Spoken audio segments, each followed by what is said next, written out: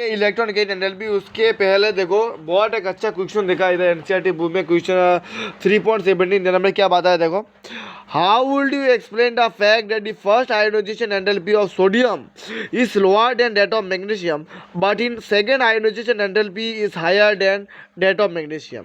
देखो पहले ionisation enthalpy में सोडियम मैग्नीशियम से कम माना जाता है, लेकिन सेकेंड आयोनाइजेशन में जब हम देखें तब सोडियम को हायर माना गया मैग्नीशियम। ऐसा क्यों? देखो सोडियम और मैग्नीशियम आयोनाइजेशन एंथैल्पी का वर्णन किया गया तो सोडियम और मैग्नीशियम आयोनाइजेशन एंथैल्पी है तो इधर में चार्ज प्लस प्लस लगा दो, ठीक है, एक प्लस, ठीक है। ये है तुम्हारा, पहले इसका इलेक्ट्रॉनिक कॉन्फ़िगरेशन लिखो। सोडियम का atomic number 11, 1s2 2s2 2p6 3s1। इधर में मैग्नीशियम का 12 होगा, 1s2 2s2 2p6 3s2, पूरा फुलफिल्ड है, ठीक है।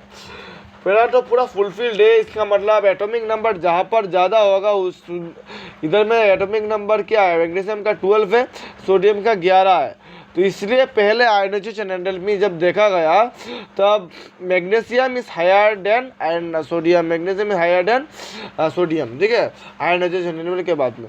अभी इधर में Mg प्लस आयोनाइजेशन एंथैल्पी है तो प्लस प्लस लगा देना है, चार्ज क्या है प्लस, यानी कि एक इलेक्ट्रॉन कम गया, यानी 2 है तो इधर में 1 होगा, ठीक है। और इधर में देखो सोडियम में देखो एक इलेक्ट्रॉन कम गया मतलब 1, एक इलेक्ट्रॉन, ये जो एक इलेक्ट्रॉन है S3s1 ये कम गया मतलब पूरा 2 चला गया। अब इधर में जब गौर से देखो तो देखो सब इधर में 1s2 2s2 2p6 सब फुलफिल इलेक्ट्रॉन है। p में 6 घर, s में 2 घर, 2 इलेक्ट्रॉन, और s में तो 2 इलेक्ट्रॉन होगा, p में भी 6 इलेक्ट्रॉन है।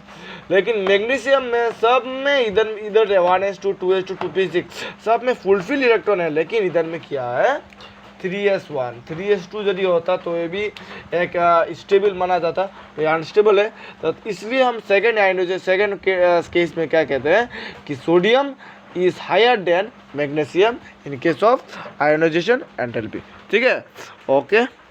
अभी आ जाओ मेन टॉपिक में, इलेक्ट्रॉन गेन एंथैल्पी। इसमें शॉर्टकट से हम ऐसा लिखते हैं डेल्टा EG, ये थीटा नहीं है, सब लोगों को समझेगा ये थीटा है, देखते थीटा है, थीटा नहीं है, ये थर्मोडायनेमिक्स में आपको मिल जाएगा, ठीक है।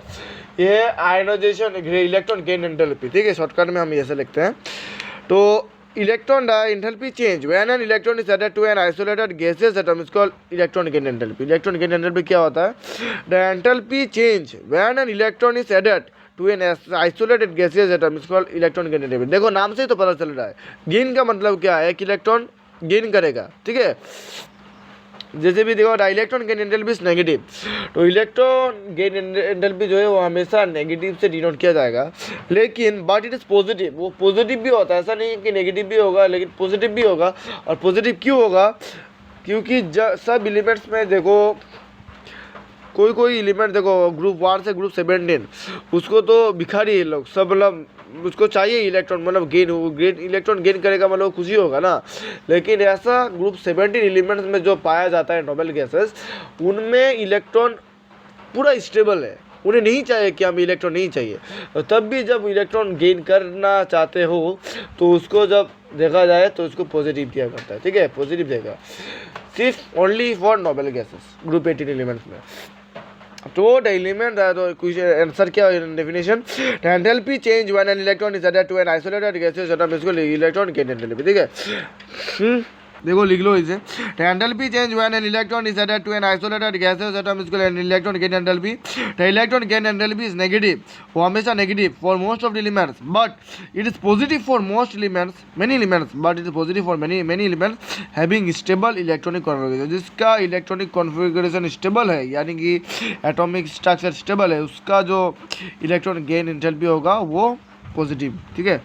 उसका भी तो फैक्टर भी तो होना चाहिए ना, तो फैक्टर क्या है, change in A group across ये पीरियड सेम टू सेम है लेकिन थोड़ा डिफरेंट है। देखो S we move group atomic S we move down the group, हम नीचे से ऊपर से नीचे साइज इंक्रीज, हमें पता है कि एटॉमिक साइज बढ़ता है।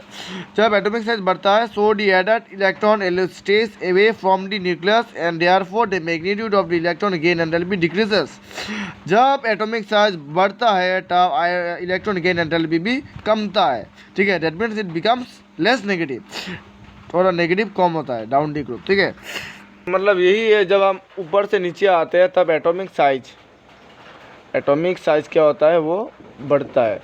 जब एटॉमिक साइज बढ़ता है तो इसका मतलब आयोनाइजेशन एंथैल्पी भी कमता है। आयोनाइजेशन एंथैल्पी कमेगा तो क्या होगा, इलेक्ट्रॉन गेन एंथैल्पी भी कमेगा। ठीक है, इलेक्ट्रॉन गेन एंथैल्पी क्या होगा, कमेगा। इसका मतलब क्या है, ये न्यूक्लियस है, एक कोई शेल मान लो। ठीक है, तो इलेक्ट्रॉन ये तो स्टेबल है ना, उसको तो नहीं चाहिए।